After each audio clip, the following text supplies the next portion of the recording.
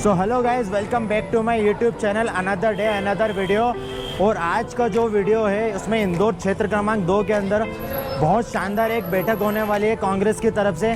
तो आइए अंदर चलते हैं और देखते हैं कि माननीय चिंटू चौक से जो विधानसभा क्षेत्र क्रमांक 2 में उम्मीदवार है कांग्रेस की तरफ से, देखते हैं कि वो इस बारे में क्या बोल रहे हैं। और आज के जो मुख्य अतिथि हैं वो है दिग्विजय सिंह, उनकी भी हम बात सुनेंगे, उनको भी जानेंगे कि वो क्या बोलते हैं और लोगों से भी पूछेंगे कि उनकी कांग्रेस से क्या क्या उम्मीदें हैं। तो अंदर चलते हैं और देखते हैं कि अंदर क्या हो रहा है।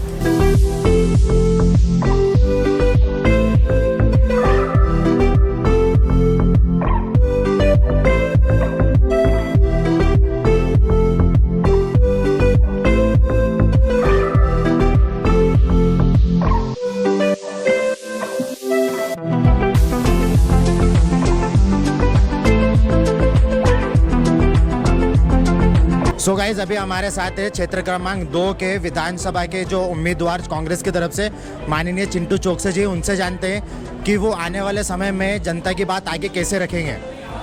देखिए कि जिस तरीके से पूरे भारत देश में, मध्य प्रदेश में और इंदौर में जहाँ जहाँ भारतीय जनता पार्टी की सरकार है वहाँ अन्याय, अत्याचार और गुंडागर्दी का बोलबाला है चारों तरफ। महंगाई अपनी चरम सीमा में, रोजगार मिल नहीं पा रहा है और जो लोग आतंक और अत्याचार के खिलाफ आवाज़ उठाने की कोशिश कर रहे हैं उन लोगों के खिलाफ सरकारी तंत्रों के माध्यम से भाजपा की सरकार कार्रवाई कर रही है। निश्चित रूप से मध्य प्रदेश, कर्नाटक से उसकी शुरुआत हो चुकी है अन्याय और अत्याचार की। मध्य प्रदेश, राजस्थान, छत्तीसगढ़, तेलंगाना, एक 2024 का प्राइमरी इलेक्शन है।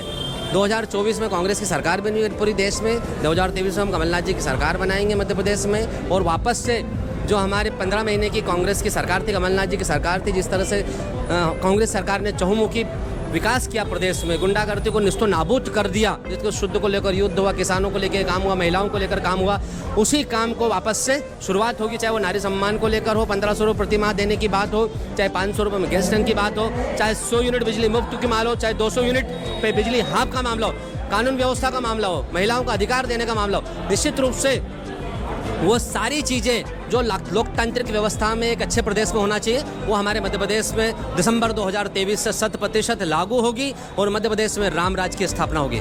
तो जैसे इंदौर क्षेत्र क्रमांक 2 को भाजपा का गढ़ माना जाता है, रमेश मेंदोला इतने हजार वोट से जीतता है, तो आपकी इसी क्या तैयारी है कि आप उनको इस बार हरा देंगे? देखिए कि हम जीतने के लिए लड़ रहे हैं, हम किसी को हराने के लिए लड़ नहीं रहे, पहली बात तो ये।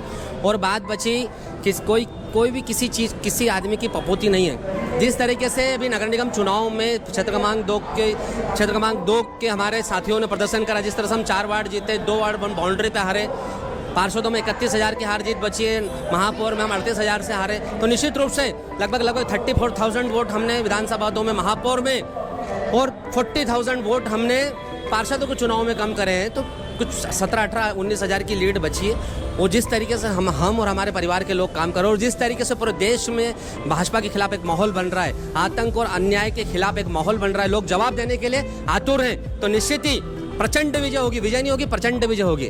Thank you. तो ये थे माननीय चिंटू चौक से जी, जिनका कहना है कि हम लोग सिर्फ जीतेंगे नहीं, प्रचंड बहुमत के साथ जीतेंगे।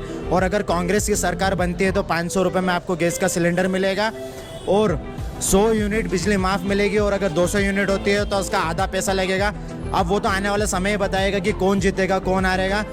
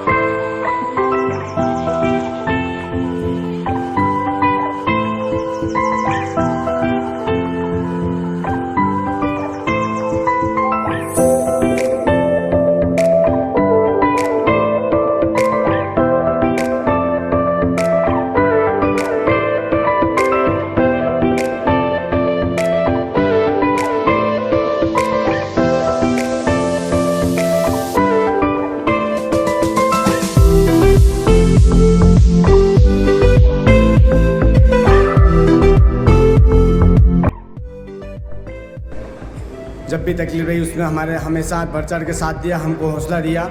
मैं उनको नमन करता हूँ। आदरणीय निकरा साहब, जब जरूरत पड़ी आदरणीय काका साहब पंडित जी, आदरणीय महेंद्र जोशी साहब, आशीन मंच और हमारे 18 वार्ड के 18 पार्षद, मेरे साथी और जितने सामने बैठे वो सब मेरे परिवार। हम लोग किसी को भी कार्यकर्ता है वो नहीं मानते। मेरा वार्ड मेरा परिवार, हमारी विधानसभा हमारा परिवार। कितने लोग अपने परिवार के रूप में हम लोग को चाहते हैं? चिंटू चौक से राजवर्धन को हाथ ऊंचा करके बताएं, हम आपके परिवार के बेटे हैं। चिंटू चौक जिंदाबाद जिंदाबाद जिंदाबाद, राजू भदौरिया जिंदाबाद जिंदाबाद जिंदाबाद। चिंटू भाई संघर्ष करो, मजा नहीं आया? जोर से चिंटू भाई संघर्ष करो। मेरी जिंदगी और मेरी जान, मेरा दोस्त चिंटू चौक से, चिंटू भाई जिंदाबाद। मैं इतना ही कहूंगा दोस्तों, जिन ताकतों से हम लोग लड़ रहे हैं, हम लोग 15-20 साल से कंटिन्यू मेहनत कर रहे हैं, लेकिन एक चिंटू भाई ने शुरुआत की थी एकला चलने की। 2009 में चिंटू भाई सिंगल पार्षद थे, 18 में से एक। और चिंटू भाई की हिम्मत की दाग देना पड़ेगी कि एकला चलो, चलते गए चलते गए चलते गए चलते गए और आज का काफिला बन गया। आज हम 4 पार्षद जीत के आए हैं और 4 पार्षद मात्र 1500 वोट 500 वोट के अंदर में आ रहे हैं। ऐसा ही ना, जहां लोग कहते थे, जहां ये लोग कहते थे कि हमारा कुत्ता भी खड़ा हो जाए, शायद राष्ट्र महासचिव के शब्द थे ये कि हमारा कुत्ता भी खड़ा हो जाए वो जीत जाएगा। अब पता नहीं कितने कुत्ते हार गए इनके। गलत तो नहीं कह रहा हूं मैं? आदमी की सोच पर डिपेंड करता है कि वो अपने साथी को हम परिवार मान रहे हैं और वो कुत्ता मान रहे हैं। सोचने वाली बात है, समझने वाली बात है। इसी से फर्क पता चलता है कि आपकी सोच क्या है पब्लिक के लिए। मैं आप लोगों से कहना चाहता हूं, जिनके दिल में कार्यकर्ता के लिए जगह नहीं हो, पता नहीं कैसे हजारों वोट से जीतते जा रहे थे। पता नहीं किस लालच में, किस लिए से, मुझे तो ऐसा लगता है डर का माहौल बना रखा था। मैं कहना चाहता हूं कि हमारे किसी भी कार्यकर्ता को छूने की कोशिश की या हमारे किसी भी साथी को पत्थर मारने की कोशिश की तो ईंट खाने के लिए तैयार है ना आप लोग। कहीं ज्यादा दूर नहीं है, हम 24 घंटे आपके साथ अवेलेबल हैं। किसी भी रूप में कहीं भी आप हमें याद करेंगे। मुझे नहीं लगता डर इन लोगों से, ना मेरी टीम को डर लगता है। इनके पास सिर्फ प्रशासन की ताकत है। जिस दिन प्रशासन की ताकत खत्म होगी उस दिन ये घर में से भी निकलेंगे, चूहे की तरह बिल में घुस जाएंगे। सच बता रहा हूं मैं आप लोगों को। सिर्फ प्रशासन का दुरुपयोग करके हमारे किसी भाई का मकान तोड़वा देंगे, तो किसी को नोटिस पहुंचा देंगे, तो किसी का नल बंद करा देंगे, तो किसी का स्कूल चल रहा है तो स्कूल की बंद कराने की कोशिश करेंगे। मैं कहता हूं, आदरणीय राजा साहब के सहमे में सुकनी देवी कॉलेज पास में ही है, ये मील क्षेत्र है। इस मील क्षेत्र में आर्थिक इससे कमजोर लोग बहुत सारे रहते हैं और इन लोगों की जब सरकार आई तब वास्तव में मील बंद हुए थे।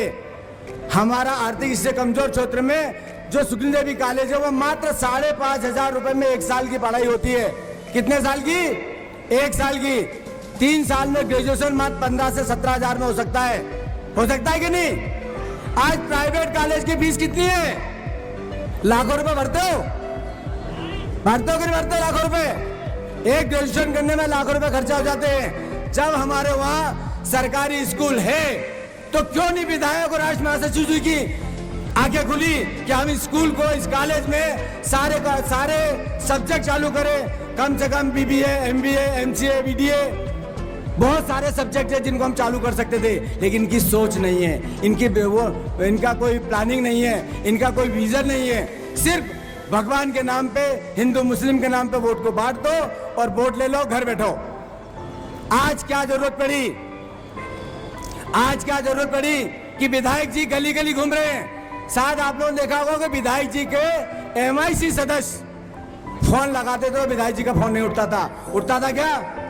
सिर्फ हम 4 जीते हो, 4 बराबरी पाए, 8 बराबरी पे हुए। विधायक जी गली गली में घूम रहे हैं, हर गली में जा रहे हैं। जो अब क्या हुआ, जनता को जिस दिन मजबूती के साथ इनसे लड़ने वाला व्यक्ति नहीं मिल रहा था, आज हमारे चिंटू भाई ताकत से लड़ रहे हैं और हर उस व्यक्ति का साथ दे रहे हैं। जहां जरूरत पड़ेगी हम 24 आवर काम कर रहे हैं। जो आदमी 3 दिन में काम करता है हम वो 1 दिन में करते हैं। 24 घंटे फोन चालू रहता है। इसके लिए नहीं कि हमको कोई लालच है, भगवान का दिया हुआ सब कुछ है। चिंटू भाई के पास और मेरे पास भी। हम लोग पैसे के लिए राजनीति नहीं कर रहे हैं, हम लोग वास्तव में जनसेवा करने के लिए राजनीति कर रहे हैं। पब्लिक के बीच में एक इनके पार्षद हैं, मैं नाले साहब में बताना चाह रहा हूं, आप सुनिएगा। इनके पार्षद है जो अपनी मल्टी पे अपने ऑफिस में जनता को बुलाते हैं और हमारे पार्षद है कि डोर टू डोर जाते हैं, एक एक घर जाते हैं, उनसे बात करते हैं, उनकी समस्या पूछते हैं और उनका काम करते हैं। तब जाके कहीं ना हमारे साथ लोग खड़े हैं। पार्षद का मतलब क्या होता है? जनता ने जिताया ना, वही बात थी ना। पार्षद के लिए जैसे एक दुकानदार के लिए जिस प्रकार ग्राहक भगवान होता है, ऐसे नेता के लिए उसका वोटर भगवान होना चाहिए। क्या 2 नंबर वाले भगवान मानते हैं आप लोगों को? यह सिर्फ चिंटू भाई में क्वालिटी है जो हर वोटर को अपना परिवार का सदस्य मानते हैं। हम सबको भी सिखा रहे हैं कि जनता की सेवा एक्चुअल कैसे करना है। सच बोल रहा हूं ना मैं?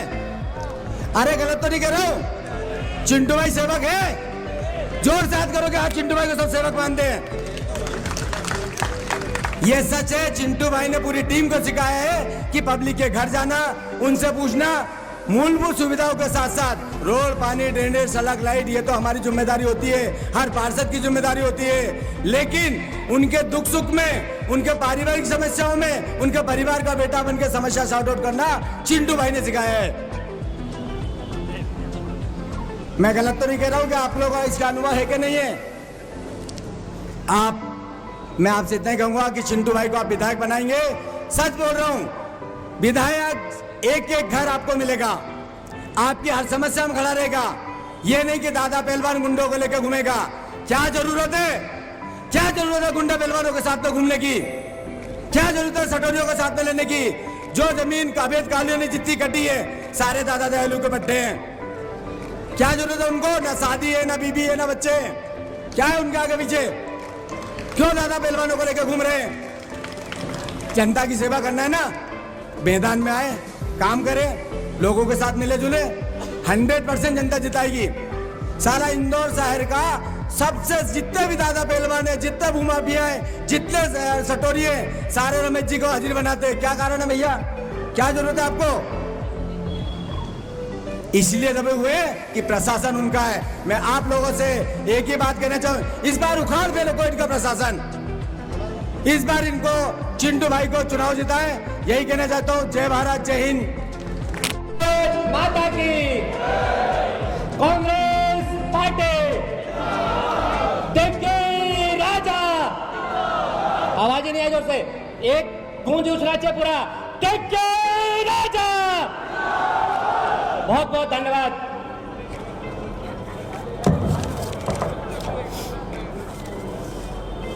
मध्य प्रदेश ही नहीं, पूरे देश की राजनीति के सूत्रधार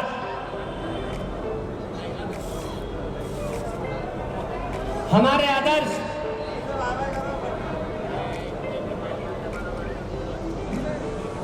युवा साथियों से लेके, बच्चों से लेके, बुजुर्गों से लेके सबके लिए शक्ति का पुंज मध्य प्रदेश में कांग्रेस की आंधी, जिनकी मेहनत से पिछली बार भी कांग्रेस की सरकार बनी और जिनके अथक प्रयास से, कड़ी मेहनत और समर्पण भाव के साथ इस बार भी हमारी सरकार प्रचंड विजय के साथ बनने जा रही है। राजा दिग्विजय सिंह जी का मैं स्वागत करता हूं, अभिनंदन करता हूं, वंदन करता हूं। हमारे बीच में परम आदरणीय रानी साहिबा अमृता सिंह भी उपस्थित है, उनका भी स्वागत, वंदन, अभिनंदन। हमारे बीच में परम आदरणीय रामेश्वर मिश्रा साहेब भी उपस्थित है, उनका भी स्वागत, वंदन, अभिनंदन। हमारे बीच में ऐसे नेता जो यहां से चुनाव तो हारे, लेकिन हारने के बाद जब से चुनाव लड़े, मेरे ख्याल से 94 का 1994 1994 से लेके आज तक का सफर, ऐसे नेता जिसका ना मोबाइल बंद होता है, ना घर के दरवाजे बंद होते, और हम जैसे छोटे छोटे पौधे को यहाँ तक लाने में अहम भूमिका अदा करने वाले इंदौर में कांग्रेस पार्टी के आन बान शान इंदौर के चाचा नरू परमादरणीय पंडित कृपाशंकर शुक्ला साहेब, मैं उनका भी हृदय की गहराई से स्वागत करता हूँ, वंदन करता हूँ, अभिनंदन करता हूँ।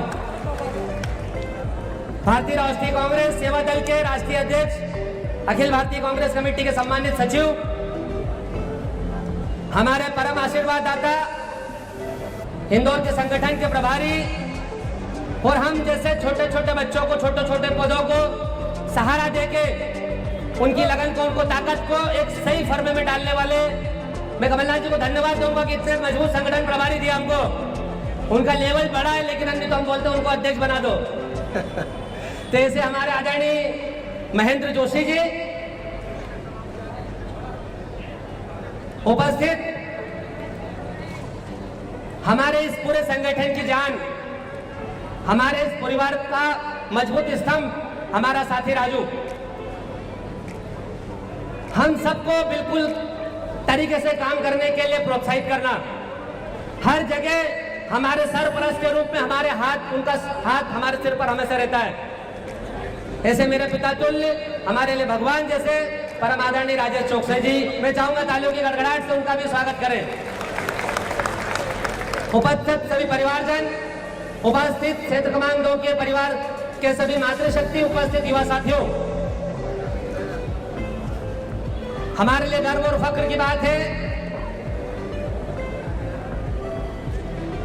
कि पंडित जी से लेके यहां तक का सफर, जब 2011 में मैं दिग्विजय सिंह जी के पास गया,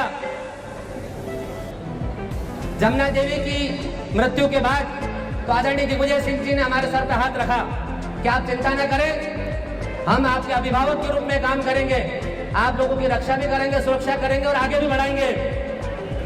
वो 2011 से लेके आज 2023 का सफर निरंतर रूप में राजा साहब के नेतृत्व में हम लगातार लड़ाई आगे लड़ते जा रहे हैं। आदरणीय राजा साहब, छोटे से छोटा काम और बड़े से बड़ा काम, जब जब भी हमने राजा साहब से रिक्वेस्ट करी, निवेदन करा, तो राजा साहब ने आज रात को भी कभी ये नहीं बोला कि ये छोटा काम है कि बड़ा काम है। ताकतवर तरीके से हमको ताकत दी, संजीवनी दी, और उसी का नतीजा है कि आज हम लोग मजबूती से पार्टी के लिए काम करते जा रहे हैं। मुझे याद है वो दिन जब हमारे राजू के ऊपर ये अन्याय और अत्याचार, घमंड और चकनाचूर सरकार ने जिला बदर की कार्रवाई करी, हमको समझ ही नहीं आ रहा था क्या करें। राजू को इंदौर से छोड़ने का गम और पूरी टीम को संगठित रखने का जज्बा, कि कैसे कि हमारे टीम में बिखराव न हो, हमारा साथी डरे ना। मैंने राजा साहब को बात करी और ऐसा जब जब मौका आया, जब हम अपने ऊपर संकट महसूस करते थे, तब तब राजा साहब का फोन एक एक घंटे में उठता था। मैंने बोला साहब इस तरीके से संकट है, परेशानी है। राजा साहब ने पूछा क्या चाहते हो चिंटू? मैं क्या इंदौर में एक बड़ा जलजला हो, एक ताकत दिखे कि अगर हमारे परिवार के किसी साथी के ऊपर कोई अन्याय और अत्याचार होगा तो हम लोग पूरी ताकत से उससे भागेंगे नहीं, उसका मुकाबला करेंगे। आप सब साथ सभी के आशीर्वाद से, समर्पण भाव से, आप सब लोगों की शक्ति के साथ आदरणीय राजा साहब पधारे। इंदौर में ऐतिहासिक रैली निकली, उसका एक ही कारण है, वो है राजा साहब की उपस्थिति, उनका आशीर्वाद। एक तगड़ा मैसेज गया कि अगर विधानसभा क्षेत्र क्रमांक 2 के छोटे से छोटे कार्यकर्ता को आप परेशान करने की कोशिश करोगे, नेताओं को परेशान करने की कोशिश करोगे, तो कांग्रेस पार्टी में ऐसा नेता है जो छोटे से छोटे आदमी के साथ भी पूरी ताकत से जब बोलोगे, जहां बोलोगे उस तरह से खड़ा है। मैं इसके राजा साहब को धन्यवाद दूंगा। मेरा मानना है, ईश्वर साक्षी है, क्या अगर उस दिन राजा साहब हमारे सिर पे हाथ नहीं रखते, उस दिन नहीं बोलते राजा साहब कि क्या करना बताओ, कब आना, कैसे आना है, वो दिन हम लोग जीवन में कभी नहीं भूल सकते। हमारे लिए बड़ा संकट का दिन था, समझ ही नहीं पड़ रहा था क्या करना और कैसे निपटेंगे। वो लोग जो हमको डराने की कोशिश कर रहे थे, वो लोग जो घमंड में चूर थे, जिनको लग रहा था कि एक राजू भदौरिया को जिला बदर कर दिया तो पूरी टीम खत्म हो जाएगी, लेकिन एक राजू भदौरिया के नाम से ऐसी ज्वालामुखी फूटी, ऐसे युवाओं का पुंज निकला, ऐसी ताकतवर तरीके से आजादी के दीवाने निकले कि पूरे शहर ने देखा। आज उसी का नतीजा है कि नगर निगम चुनाव से लेकर आज तक क्षेत्र क्रमांक 2 में कांग्रेस पार्टी निरंतर गति से कांग्रेस का तिरंगा ताकतवर तरीके से कैसे ले रहा है, इसको लेकर हम लोग काम कर रहे हैं। मैं राय साहब आपको बताना चाहता हूं कि अगर नगर निगम के चुनाव में सबसे ज्यादा कांग्रेस पार्टी का वोट बढ़ा तो वो है विधानसभा क्षेत्र क्रमांक 2 में। हम विधानसभा हारे थे 72,000 से, महापौर में हम हारे 38,000 से, पार्षद में हारे हम 31,000 से। 17-18,000 का लीड का गड्ढा है। निश्चित रूप से जो लीड 90,000 पे थी वो 72,000 पे आई। 72,000 से हम उसको 38,000 पे ले आए आपके आशीर्वाद से। और निश्चित ही आपके नेतृत्व में, कमलनाथ जी के नेतृत्व में विधानसभा क्षेत्र क्रमांक 2 में कांग्रेस पार्टी का झंडा लहराएगा। जिस तरीके से आपकी सोच है कि बीएलए लेवल पे, बूथ लेवल पे काम हो, सेक्टर लेवल पे काम हो, मंडलम अध्यक्ष के लेवल पे काम हो, आपके मंशा के अनुरूप हम लोगों ने क्षेत्र क्रमांक 2 में पूरी टीम मजबूती से बनाने की कोशिश करी है। उस टीम को बनाने के लिए हमेशा हमारा परिवार हमारे साथ है। वो चाहे मेरे बड़े भैया राधेश्याम चौकसे जी हो, कि चाहे कैलाश चौकसे जी हो, चाहे रविंद्र सिंह भदौरिया साहब हो, चाहे राजा चौकसे जी हो, चाहे मेरा परिवार हो, चाहे मेरी पत्नी हो, चाहे हमारे जितने दोस्त हैं राजू में, सब दोस्त समाहित हैं। वो सब लोगों की कड़ी मेहनत और ताकत है जो निडरता से, ताकतवर तरीके से कांग्रेस पार्टी का तिरंगा कैसा लहरा है और अन्याय और अत्याचार की इस गढ़ को, गुंडागर्दी के इस गढ़ को, वो जो लोग घमंड में चकनाचूर है, जो समझ रहे हैं कि हमारी पपोती है, उन लोगों को पिछले 8 महीने में हम लोगों ने जमीन दिखा दी है। गली गली भटक रहे हैं, लेकिन भटकने से अब कुछ होगा नहीं। जो होना था हो चुका। लोगों ने मन बना लिया है कि इस बार क्षेत्र क्रमांक 2 में कांग्रेस पार्टी का तिरंगा 100% लहराएगा। मैं धन्यवाद दूंगा राजा साहब को कि जिस तरीके से पार्षद के चुनाव में भी आप लोगों ने योग्य लोगों को टिकट दिया। आने वाले समय में भी निश्चित रूप से हम दृढ़ संकल्पित है, प्रतिबद्ध, वचनबद्ध है कि ऐसा कोई भी कांग्रेस का कार्यकर्ता, कांग्रेस का नेता जो पार्टी के लिए ईमानदारी से काम करता है, उसके साथ कभी भी अन्याय नहीं होगा। मैं आपको वादा दिलाता हूं 100% कि नगर निगम के चुनाव में भी अन्याय नहीं, और आने वाले समय में भी हम लोग कांग्रेस पार्टी मजबूत कैसे हो, हमारे साथियों को सम्मान कैसे मिले, हमारे साथियों को पारिवारिक व्यवस्था मजबूत कैसे हो। और जो लोग कांग्रेस को बोलते थे कि ये तो कांग्रेस का सबसे गड्ढा है, वो सबसे मजबूत विधानसभा क्षेत्र क्रमांक 2 है कांग्रेस पार्टी की इंदौर शहर में। आप आए, हमें आशीर्वाद दिया। निश्चित ही आपकी शक्ति, आपका संबल, आपका धैर्य, आपका आशीर्वाद, और आप जिस तरीके से 18-18 घंटे, 20-20 घंटे कांग्रेस पार्टी के लिए काम करते हैं। आदरणीय राजा साहब रात को भी 1:30 बजे बाद इंदौर आए, सुबह से वापस काम में लग गए। क्षेत्र क्रमांक 2 की मीटिंग 2:30 बजे से लेकर 6, 6:30 बजे तक चली। तो इतनी देर तक कांग्रेस परिवार के लोगों की बात सुनना और उनको मजबूती से काम करने के लिए प्रेरित करना, वो राजा दिग्विजय सिंह जी कर सकते हैं। मैं माइल्या की नगरी में उनको प्रणाम करते हुए, नमन करते हुए बहुत बहुत धन्यवाद दूंगा। और आपको आश्वस्त करता हूं, विश्वास दिलाता हूं कि जिस तरीके से आपने हमारे सर पे, मेरे, राजू को और पूरी टीम पे हमारे सर पे हाथ रखा है, वो हाथ निश्चित रूप से मजबूती से आगे बढ़ेगा और एक इतिहास पूरे देश में इस बार विधानसभा क्षेत्र क्रमांक 2 में लिख के रहेंगे। बहुत बहुत धन्यवाद। कांग्रेस पार्टी जिंदाबाद। कांग्रेस के वरिष्ठ नेता हमारे पूर्व सांसद रामेश्वर नीकरा जी, माननीय महेंद्र जोशी जी, माननीय पंडित कृपाशंकर शुक्ल जी, मंच पर विराजमान हमारे पूर्व जिला कांग्रेस अध्यक्ष बाटलीवाल जी, हमारे बहुत ही वरिष्ठ साथी और नेता रमेश उस्ताद जी, वाइस सेवा सदाशिव यादव जी, सम्मानीय मंच, सम्मानीय सदन, साथियों, मुझे याद है 1977 में भयंकर लहर थी भारत जनता पार्टी की, और उस समय इसी विधानसभा सीट से सुरेश सेठ कांग्रेस के लिए चुनाव जीत के गए थे। उस्ताद, आप तो उनके खास अगर वो 77 में कांग्रेस को यहाँ के लोग वोट दे सकते थे तो 2023 में जब कांग्रेस की हवा चल रही है तो क्यों नहीं देंगे, मैं आपसे पूछना चाहता हूं। सहयोग से मैं भी 77 में चुनाव जीत गया, जनता पार्टी की लहर थी, तो इसलिए ये विधानसभा सीट कांग्रेस के खिलाफ नहीं है, केवल हमें यहाँ के लोगों का विश्वास जीतने की आवश्यकता है। 25 से 30 हजार तो यहाँ पर वो मजदूर हैं जो बेरोजगार हो गए हैं, राजकुमार मिल और हुक्मचंद मिल वाले। हुक्मचंद मिल के मजदूरों के लिए जो जमीन है उसको बिक्री करने के आदेश हैं हाई कोर्ट के, लेकिन भाजपा सरकार ने अदालत से स्टे ऑर्डर लिया रखा है, जिसके कारण मजदूरों को उनका हक नहीं मिल रहा है। राजकुमार मिल में मजदूरों को हक हमने दिलाया, जहां 15 दिन की ग्रेच्युटी मिलती थी हमने 54 दिन की ग्रेच्युटी दिलवाई थी उस समय। और कमलनाथ जी की सरकार आते ही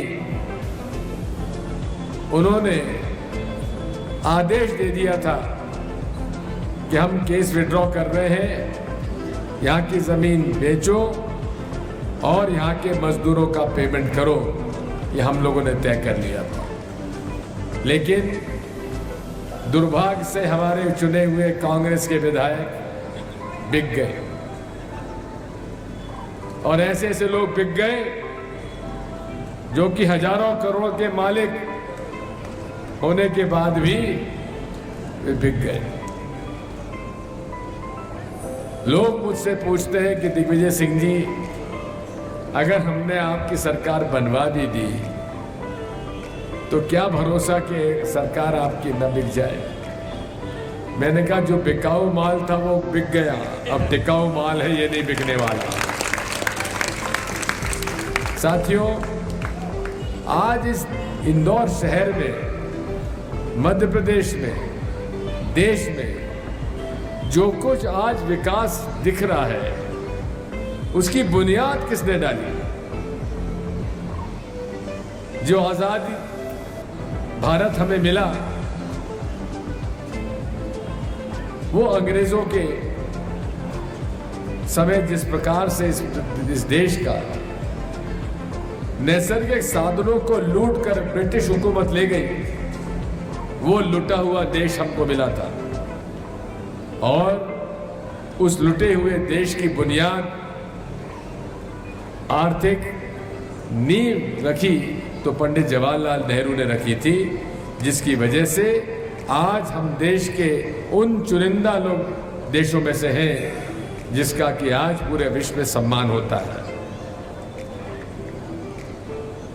जितनी भी आज शिक्षण संस्थाएं हैं कांग्रेस ने दी, IIT, IIM, बड़ी बड़ी यूनिवर्सिटीज, जिनसे पढ़े हुए लोग आज विश्व के बड़े से बड़े कॉरपोरेट सेक्टर के चीफ एग्जीक्यूटिव ऑफिसर बने हुए हैं। ये सब भारत में IIT, IIM द्वारा स्थापित, पंडित जवाहरलाल नेहरू द्वारा स्थापित यूनिवर्सिटीज और इंस्टीट्यूशंस, कॉलेजेस के निकले हुए छात्र हैं, जो चाहे गूगल हो, चाहे फेसबुक हो, चाहे कोई हो, ऐसे अनेक कॉरपोरेट्स हैं बड़े बड़े, वहाँ पर जो प्रथम उनका अधिकारी है वो सब हिंदुस्तानी है। कहने का मतलब ये है कि जो आर्थिक बुनियाद इस देश की रखी वो कांग्रेस पार्टी ने रखी। आज इस देश में ऐसे प्रयास किए जा रहे हैं कि इतिहास बदलने की कोशिश की जा रही है। और इतिहास भी कैसा बदल रहे हैं? एक मैं सुन रहा था YouTube पर, एक लड़का बोल रहा था कि साहब ये देश को आज़ादी ही नहीं मिली, ये तो हमें धोखा दिया गया है, ये तो अंग्रेजों से मिलकर पंडित जवाहरलाल नेहरू ने इस देश के 99 साल की लीज ली हुई है ब्रिटिश हुकूमत से। अब आप समझिए, इससे बड़ा झूठ और क्या हो सकता है। पंडित जवाहरलाल नेहरू जिसके हर पारिवारिक सदस्य ने जेल भुगती, पंडित मोतीलाल नेहरू, पंडित जवाहरलाल नेहरू स्वयं, उनकी पत्नी कमला जी, इंदिरा जी, उनकी बहनें, उनके बहनोई, सब ने आज़ादी की लड़ाई में भाग लिया। और उस आज़ादी की लड़ाई में जो उनकी पैतृक संपत्ति थी इलाहाबाद की, वो पूरी संपत्ति देश को समर्पित कर दी। ऐसे त्यागी लोगों के द्वारा इस देश को आज़ादी दिलाई। महात्मा गांधी ब्रिटिश हुकूमत से लड़ रहे थे और उनके पास क्या था? लंगोटी लगाने वाला फकीर। उनके पास न मिलिट्री थी, न आर्मी थी, न सरकार थी, कुछ नहीं था। लेकिन उन्होंने सत्य अहिंसा का रास्ता अपनाया और सत्य ही ईश्वर है। इस रास्ते पर चलते हुए उन्होंने उस ब्रिटिश हुकूमत को, जिस पर कभी सूरज नहीं डूबता था, सबसे बड़ी उनके पास फौज थी, उसको घुटने टिका दिए और अंततः इस देश को आजादी दिला दी। राहुल गांधी जी ने 4000 किलोमीटर की यात्रा की। क्यों की? क्योंकि पूरे देश में नफरत फैलाई जा रही है, हिंदू मुसलमानों को लड़ाया जा रहा है। जो लोग हिंदुओं को भड़काते हैं, जो लोग मुसलमानों को भड़काते हैं, दोनों मिलकर लड़ाई करवाकर, दंगे कराकर उनमें राजनीतिक रोटियां सेकते हैं। ये अपने आप में प्रमाणित है। यहां MIM का क्या लेना देना, ओवैसी का क्या लेना देना, लेकिन चुनाव लड़वाएंगे वोट काटने के लिए। बहुजन समाज पार्टी, आम आदमी पार्टी, PDF, MIM, इनकी सरकार तो बन नहीं सकती। गोंडवाना पार्टी, इनकी सरकार तो बन नहीं सकती। लेकिन हाँ, भाजपा को मदद मिल सकती है, क्योंकि वो ऐसे उम्मीदवार खड़ा करना चाहते हैं जो कि कांग्रेस का वोट काट दे। इसलिए ये चुनाव 2023 का भाजपा और कांग्रेस पार्टी में के बीच में है और किसी और दूसरे दल को वोट देने की जरूरत नहीं है। 20 साल हो गए भाजपा की सरकार को आए।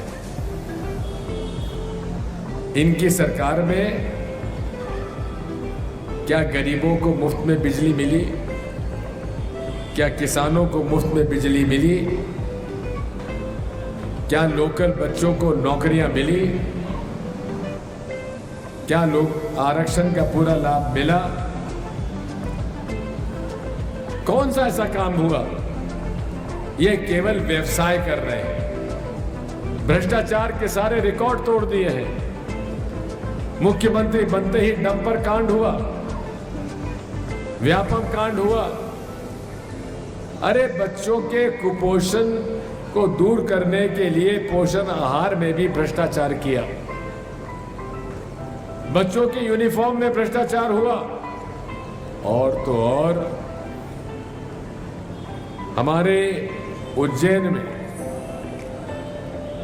महाकुंभ में भी निर्माण काम में भ्रष्टाचार प्रमाणित है। और अभी महाकाल के मंदिर के निर्माण में वहां के सौंदर्य के प्रोजेक्ट में कमलनाथ जी ने 300 करोड़ रुपए मंजूर किए और ठेका दिया गुजरात के ऐसे ठेकेदार को जिसका निर्माण ऐसा हुआ सप्तऋषि के मूर्तियों का, जिसकी गारंटी दी थी कि 100 साल तक मूर्तियां कुछ नहीं होगा, वो हवा के झोंके में सप्तऋषि की 6 मूर्तियां गिर गई। इसकी जवाबदारी किसकी है? सरकार की है, मुख्यमंत्री की है। और यही तो नहीं है, पत्थर का जो कलश लगा हुआ था खंबे पर, वो तो बिना हवा के गर्मी में ही गिर गया नीचे, पत्थर का। अब आप बताओ, ऐसे भ्रष्टतम सरकार को कब तक हम लोग सहेंगे? अखबार लोग कहते हैं, अखबारों में आया है कि इसमें 300 करोड़ में से केवल 20% राशि निर्माण में लगी है, बाकी 80% भ्रष्टाचार में चला गया। उसके बाद भी आज तक कार्रवाई क्यों नहीं हो रही है? ऐसे ठेकेदार को गिरफ्तार क्यों नहीं किया गया? अगर और कोई होता तो अब तक तो बुलडोजर चल गया होता।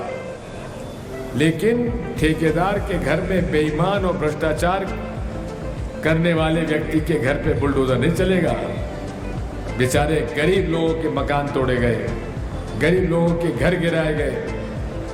जो हमने कांग्रेस पार्टी ने अर्जुन सिंह जी के जमाने में लोगों को झुग्गी झोपड़ी के पट्टे दिए, वो मकान गिराए जा रहे हैं, उन लोगों को परेशान किया जा रहा है। वैकल्पिक व्यवस्था के बावजूद उनकी व्यवस्था नहीं की जा रही है। आज इस अवसर पर हमें परिवर्तन करना है और परिवर्तन की शुरुआत इंदौर विधानसभा सीट नंबर 2 से होना चाहिए। मुझे विश्वास है, जहां 71,000 की लीड थी, वो घटकर नगर निगम में कितनी रह गई? 38,000। 40,000 कम हो गए। अब 2023 में 45,000 और कम करो, फर्जी मतदान कम कर दो, फर्जी मतदाता में नाम जुड़े कम कर दो, तो आसानी से ये सीट जीती जा सकती है। और इंदौर सीट नंबर 2 अगर जीत गए तो हम लोग 180 सीटों के ऊपर हमारी जीत होगी। इसलिए साथियों, हाँ, हम तो चिंटू चौकसे को 2013 में टिकट दिलाना चाहते थे। सिंधिया जी आ गए, उनके उम्मीदवार को टिकट मिल गया। 2018 में दिलाना चाहते थे, फिर सिंधिया जी आ गए। लेकिन इस व्यक्ति की ईमानदारी है कि 2013 में भी 18 में भी मोहन सेंगर का खुलकर इसने साथ दिया। और ये मैं नहीं कह रहा हूं, मोहन सेंगर ने कहा कि पूरी ईमानदारी के साथ चिंटू ने मेरा साथ दिया। ये कहां मिलती है ईमानदारी आज के युग में? इस व्यक्ति ने जमीन की लड़ाई लड़ी है और आप सब लोगों की मेहनत, आप लोगों के विश्वास, आप लोगों के आशीर्वाद से आज चिंटू चौक से हमारे नगर निगम के अंदर विपक्ष का नेता बना हुआ है। और मुझे विश्वास है कि आपके हर कदम और हर पल पर आपका साथ देगा। मैं हमेशा कहता हूं, हर राजनीतिज्ञ को 5 चीजों की आवश्यकता होनी चाहिए उसके व्यवहार में। सबसे पहला संपर्क। फोन लगाओ तो उठा ले कोई, मिलना चाहो तो मिल ले, संपर्क। दूसरा है संवाद, बातचीत होना चाहिए। भाई तुम कैसे हो, अच्छे हो, कोई दिक्कत परेशानी तो नहीं? कोई दिक्कत परेशानी हो तो सबसे पहले कूद कर सामने आए, संवाद, और संवाद जनता और नेता के बीच बना रहे तो वो नेता कभी चुनाव ही नहीं हार सकता। समन्वय और सामंजस्य ये भी आवश्यक है। साहब सब जो है ये चिंटू का परिवार है, कांग्रेस का परिवार है, इसमें समन्वय करने की जवाबदारी भी चिंटू तुम्हारी है। सबको साथ लेके चलो। मुझे अच्छा लगा आज कुछ मेरे पास कांग्रेस के वर्कर आए रेसिडेंसी कोठी पर, कहने लगे चिंटू ने हमें नहीं बुलाया, हम क्यों जाएं? मैंने कहा चिंटू को फोन लगाओ। मैंने कहा चिंटू ये लोग क्यों तुमको नहीं बुला रहे हो?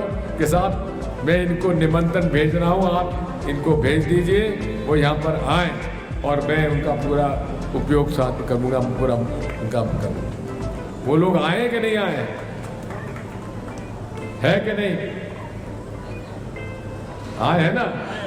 शाबाश, बहुत बहुत धन्यवाद भैया। सब लोग मिलके करो काम और एकजुट होकर काम करो। ये लड़ाई हमारी विचारधारा की है।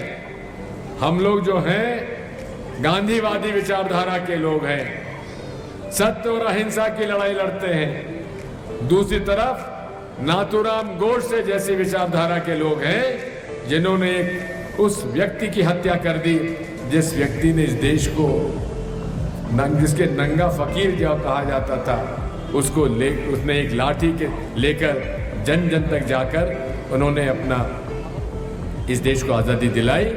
और यही ताकत है। राहुल गांधी जी आजकल इस बात पर बड़ी बात कर रहे हैं कि पावर और फोर्स दो चीज अलग अलग है। गांधी जी के पास पावर था। किसका पावर था? जनमानस का पावर था, जनता का पावर था। और फोर्स किसके पास था? ब्रिटिश हुकूमत के पास था। उस फोर्स को जनता के पावर ने, जनमानस के पावर ने हरा दिया। आज वही हालत इस देश में है। एक तरफ है गांधी की विचारधारा का पावर, जिसकी लड़ाई राहुल गांधी जी लड़ रहे हैं। नफरत के बाजार में मोहब्बत की दुकान खोल रहे हैं। ये जनता की लड़ाई है। और दूसरी तरफ फोर्स किसके पास है? पुलिस, मिलिट्री, मीडिया, बड़े बड़े अरबपति, खरबपति, फोर्स उनके पास है। लेकिन सत्य अहिंसा के पावर के सामने फोर्स हमेशा हारा है। ये इतिहास है। इस इतिहास को 2023 और 2024 में दोहराया जाएगा। यही मेरी आपसे प्रार्थना है। आप सब लोग यहाँ पर आए, बहुत बहुत धन्यवाद। बोलो भारत माता की, भारत माता की, नर्मदे हर। सो गाइस, ये था आज का वीडियो। आई होप आपको अच्छा लगा होगा। अगर अच्छा लगा है तो उसको लाइक करो, शेयर करो, सब्सक्राइब करो और इस वीडियो को इतना फैलाओ। और अगर आप लोगों को सजेशन है, अगर आप चाहते हैं कि हम इस टॉपिक पर वीडियो बनाएं तो नीचे आप कमेंट कर सकते हो। और मिलते हैं अगले वीडियो में। Till then, thank you so much, bye bye.